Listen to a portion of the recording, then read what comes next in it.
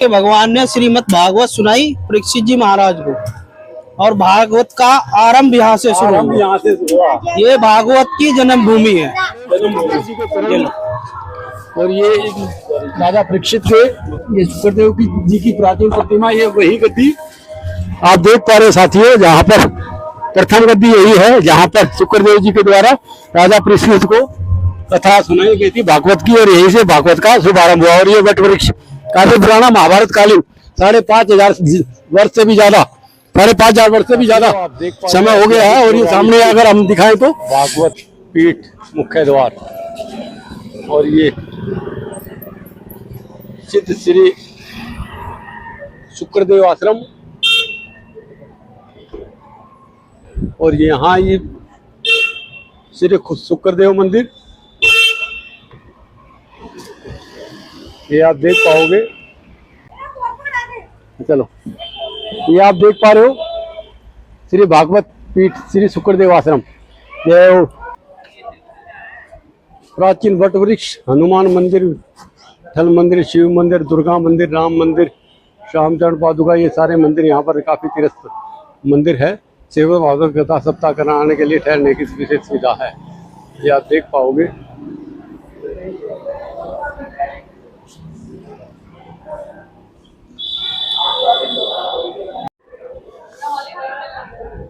बैठ जाओ सारे, जितने बैठो।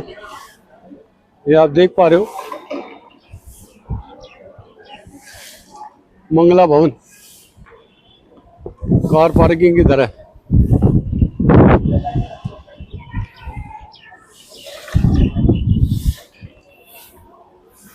आपको लेके आए साथियों शुक्र देव आश्रम, शुक्रदेव आश्रम। ऊपर गाड़ी आ जाएगी भाई, चलिए कुछ।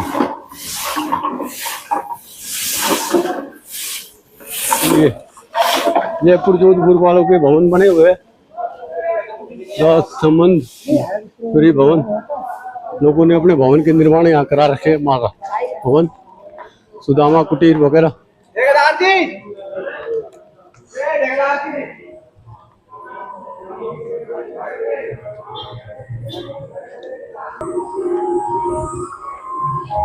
ये आप देख पाओगे श्री राम मंदिर, शिव मंदिर,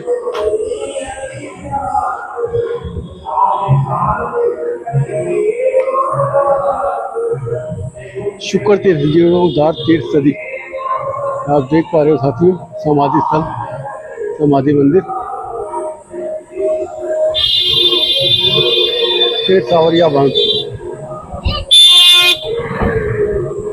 तुम्हें थोड़ी आया अपनी मम्मी करने, अरे अपनी मम्मी करने थोड़ी आए। धन्यवाद।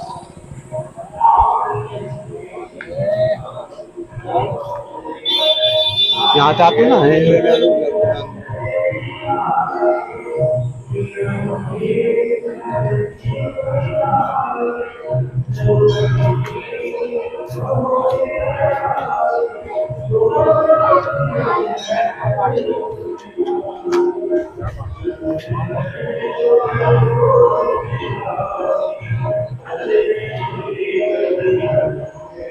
शुक्रदेव जी महाराज सेवा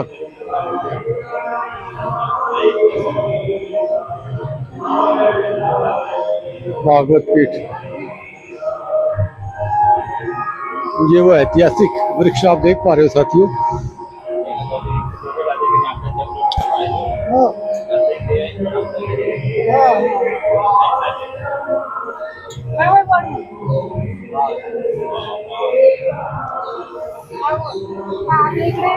यही वो ऐतिहासिक वृक्ष है जहाँ पर शुक्रदेव जी के द्वारा भागवत कथा कराई गई थी।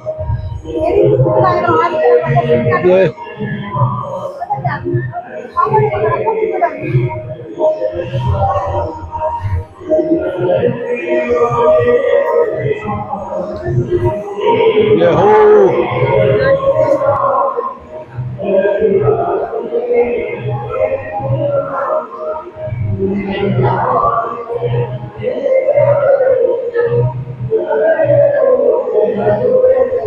पुजारी जी, शुक्रदेव जी, श्री कृष्ण भगवान और साथ में एक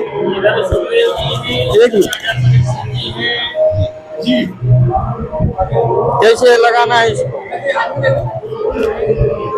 इधर जो आशीर्वाद मुद्रा में है सुखदेव जी महाराज विराज, इधर से सुखदेव जी महाराज जो कथा श्रवण करा रहे हैं, इधर राजा परीक्षित जी कथा श्रवण कर रहे हैं, और इधर से पहले श्रृंगी ऋषि जिन्होंने राजा परीक्षित को श्रापित किया, और उनके पिताश्री हैं समिक ऋषि जिनके गले में राजा परीक्षित ने मृतक सर्प डाल दिया था।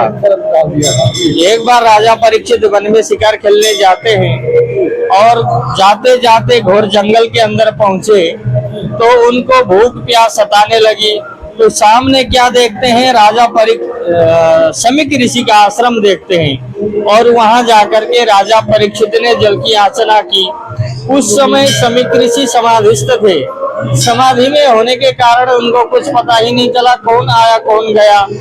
तो राजा परीक्षित अपने आप में अपमानित महसूस करने लगे।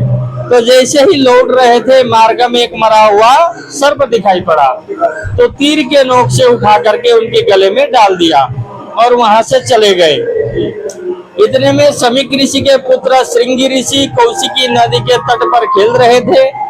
तो इनकी किसी मित्र ने देखा और जाकर के श्रृंगी ऋषि को सूचित किया कि तुम यहाँ खेल रहे हो और तुम्हारे आश्रम में कोई राजा आकर के तुम्हारे पिता के गले में मरा हुआ सर्प डाल करके चला गया। तो उसी समय श्रृंगी ऋषि ने अपने हाथ में जल लिया और राजा परीक्षित को श्रापित किया। इति लंघित मर्यादम तक्षकः सप्तमे हनि। जिस किसी दुष्ट ने मर्यादा का उल्लंघन किया है, आज के 7वें दिन सर्प के काटने से ही उसकी मृत्यु होगी। श्राप देकर के अपने पिता के पास आ गए। उनके गले में मृतक सर्प देख करके मुक्त कंठोर रोधा जोर जोर से रोने लगे। तो रोने की आवाज सुन करके समिक ऋषि की समाधि खुली। तो उन्होंने पूछा, क्या हुआ बेटा, क्यों तुम इस प्रकार से रोते हो? तो श्रृंगी ऋषि ने कहा, पिताश्री मैंने उसको श्रापित किया जिसने आपके गले में मरा हुआ सर्प डाला है। तो समिक ऋषि पूछते हैं, क्या तुम उनको जानते हो? तो श्रृंगी ऋषि ने कहा, नहीं पिताश्री मैं उनको नहीं जानता।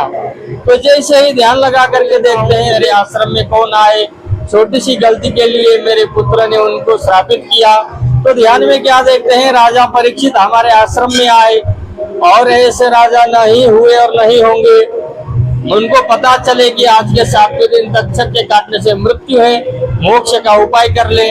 तो राजा परीक्षित के यहाँ अपने गौरमुख नाम के शिष्य को भेज दिया करके राजा परीक्षित को सूचित कर दो कि आज के 7वें दिन सर्प के काटने से उसकी मृत्यु है। कहा जाता है इस कली काल में सर्प के काटने से जल में डूब करके एक्सीडेंट होकर के फांसी लगा करके विष पान करके जिसकी मृत्यु होती है उसकी आत्मा को प्रेत योनियों में भटकना पड़ता है। श्रीमद् भागवत महापुराण जो मुक्ति दिलाती है, उसी समय राजा परीक्षित के यहाँ अपने शिष्य इन्होंने भेज दिया और राजा परीक्षित को सूचना मिलते ही अपने पुत्र जन्मेजय को राजपाट सौंप करके इसी वृक्ष के नीचे आ गए, जिसके नीचे शुक्र देव जी के द्वारा राजा परीक्षित को। इतने में संत समाज एकत्रित हुए। इतने में सभी संत समाज एकत्रित हुए। राजा परीक्षित ने पूछा, जिसके जीवन के 7 दिन शेष पड़े हो उसे क्या करना चाहिए? परीक्षित ने ये नहीं कहा कि मेरे जीवन के 7 दिन शेष पड़े हैं मुझे क्या करना चाहिए, अपितु हमारे आपके जितने भी आने वाली पीढ़ी है उन सब के कल्याण के लिए सर्वोच्च प्रश्न किया। तो सभी ऋषि मुनि एकत्रित हुए। इतने में 1600 वर्ष किशोर मूर्ति श्याम वर्ण दिगंबरम, जिनकी आयु 16 साल है, घुंघर वाले बाल है, लंबी लंबी भुजाएं हैं, ऐसे ऋषि कुमार को आते हुए सभी ऋषि मुनि जैसे ही देखते हैं अपने आसन से उठ करके खड़े हो जाते हैं। तो परीक्षित के मन में एक विचार आया, जिसकी आयु हजारों साल है, ऐसे दिव्य महात्मा उठ करके खड़े होते हैं जिनकी आयु 16 साल है इनके स्वागत में, तो इनमें कुछ न कुछ अवश्य गुण होना चाहिए।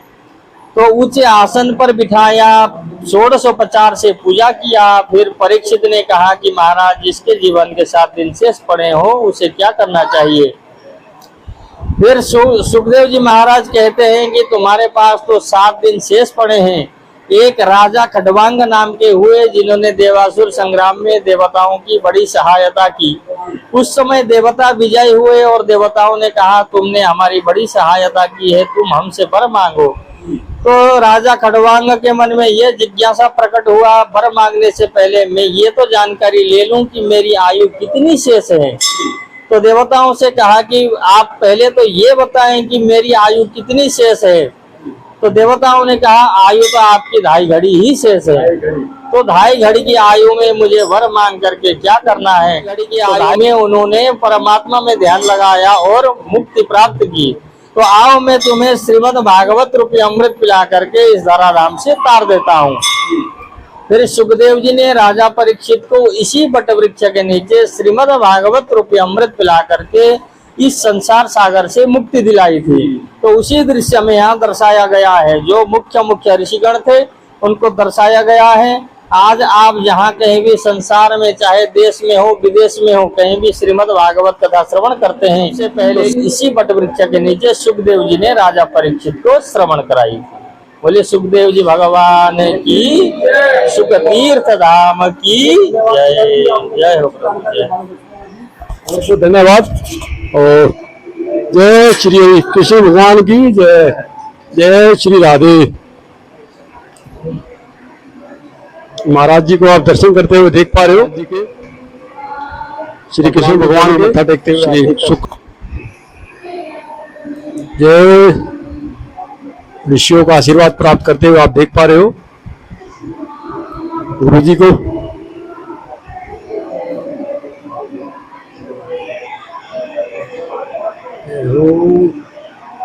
ओम नमः भगवते वासुदेवाय नमः। कोई भी स्थान ऐसा नहीं, कोई वेद पुराण में ऐसा नहीं, किसी जगह ऐसा नहीं जहाँ जीवन में मुक्ति मिले।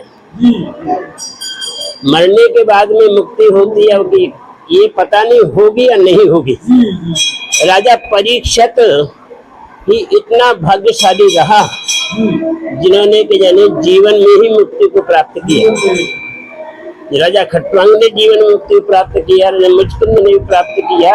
और यहाँ पर इसी बट वृक्ष के नीचे स्वामी सुखदेव जी से अमृत वाणी श्रवण करके राजा परीक्षित को जीवन में ही मुक्ति प्राप्त होगी, और कहीं ऐसा नहीं है। आपका शुभ नाम क्या? शुभ नाम पंडित चुन्नीलाल शांडिल, भागवत भूषण, धनौला बरनाला पंजाब। धन्यवाद, आपने काफी अच्छी जानकारी। 31वां प्रोग्राम है यहाँ मेरा।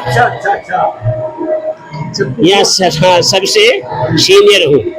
ये सब मेरे बच्चे, सब जितने भी हैं छोटे बच्चे, जितना भी स्टाफ है, सब मेरे बच्चे मेरे पास में खेले, साथ में रहे। बड़े महाराज जी का संकल्प आज 31वें साल में चल रहा है। बोलो सुखदेव जी महाराज की धन्यवाद। मैं सोनीपत से महाराज। ये आप देख पा रहे साथियों, ये वही बट में कथा सुनाई गई थी भागवत की, आपको दिखा रहे हैं, आप देख पा रहे हो। और हम भी, ये वही वट वृक्ष है। जय हो। आधुनिक काल है, अब तो पक्का निर्माण कर दिया गया है। ये आप देख पा रहे हो कितनी विशाल जटाएं। जय। और इसकी जटाएं कितनी विशाल है, वट वृक्ष है ये। और नीचे एक छोटा सा मंदिर भी बना हुआ है। और शुक्रदेव जी का एक छोटा सा मंदिर भी बना हुआ है, आप देख पा रहे हो साथियों। मुख्य गद्दी है भगवान। अच्छा, ये मुख्य गद्दी इधर जहाँ बैठ के भगवान ने भागवत सुनाई। अच्छा, ये मुख्य गद्दी है भगवान की। अच्छा, ये आप देख पा रहे हैं मुख्य गद्दी। ये सुखदेव जी है, शाम वर्ण में हाथ में भागवत ले रहे हैं और परीक्षित जी महाराज हाथ जोड़ के भागवत सुन रहे हैं। और इसमें भगवान सुखदेव जी और राजा परीक्षित जी के प्राचीन में दोनों साइड में चरण है। ये भगवान सुखदेव जी के चरण है, इधर परीक्षित जी महाराज के चरण है। ये आप देख पा रहे हो, ये सुखदेव जी के चरण, सुखदेव जी के, इधर परीक्षित महाराज के चरण, और ये राजा परीक्षित के, और ये सुखदेव जी है, ये स्वामी सुखदेव जी महाराज, और इधर परीक्षित जी महाराज। ये राजा परीक्षित जी को आप साथ देख पा रहे हो। यही वो मुख्य गद्दी है वट वृक्ष के नीचे, जहाँ बैठ के भगवान ने श्रीमद् भागवत सुनाई परीक्षित जी महाराज को।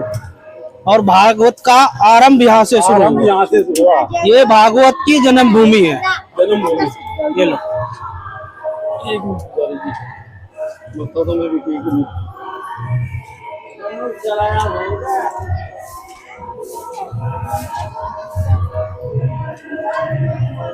एक मिनट, हम आप सुखदेव जी के तरफ, और ये राजा परीक्षित के, ये सुखदेव जी की प्राचीन प्रतिमा, ये वही गद्दी आप देख पा रहे साथियों, जहाँ पर प्रथम गद्दी यही है, जहाँ पर सुखदेव जी के द्वारा राजा परीक्षित को कथा सुनाई गई थी भागवत की, और यहीं से भागवत का शुभारंभ हुआ। और ये वट वृक्ष काफी पुराना महाभारत कालीन 5,500 वर्ष से भी ज्यादा, 5,500 वर्ष से भी ज्यादा समय हो गया है। और ये सामने अगर हम दिखाएं तो सुखदेव जी और सुखदेव जी के शिष्य चरणदास चरणदास जी का ये आप भव्य और मंदिर आप देख पा रहे हो।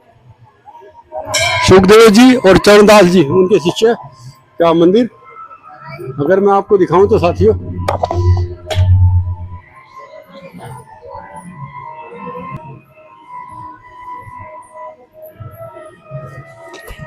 जय हो जय हो।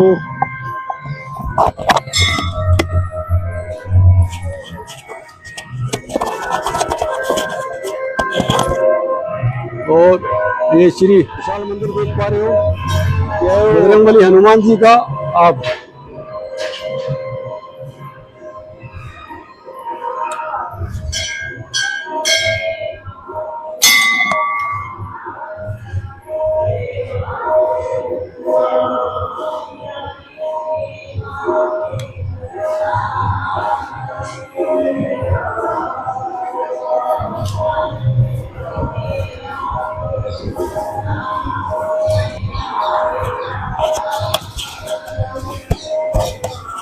साथियों, हम लोग मौजूद थे यहाँ श्री शुक्रताल के अंदर, श्री शुक्रदेव आश्रम के अंदर, जहाँ पर मैंने आपको वट वृक्ष भी दिखाया और भगवान जी के द्वारा, यहाँ शुक्रदेव जी के द्वारा भागवत कथा सुनाते हुए आप ऋषि परीक्षित को भी देख पा रहे हो, तो राजा परीक्षित को देख पा रहे हो। ये आप आश्रम में साक्षात मैंने आपको दर्शाया। अगर आज का वीडियो आपको पसंद आया तो वीडियो को लाइक करना, शेयर करना, चैनल पर नहीं हो तो चैनल को सब्सक्राइब जरूर करना। बहुत बहुत धन्यवाद। जय और श्री शुक्रदेव महाराज की जय। जय हो श्री हरिनारायण भगवान की जय।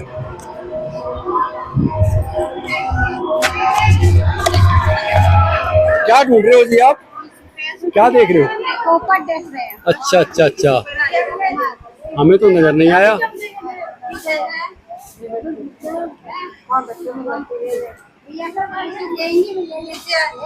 जी फोटो लें आपका?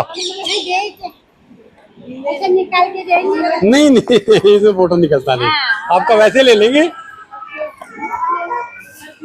ये वीडियो शूट हो जाएगा, आपका वीडियो आ जाएगा जी। जय।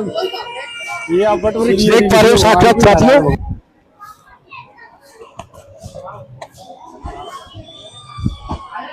काफी दूर दूर तक जटाएं खली है।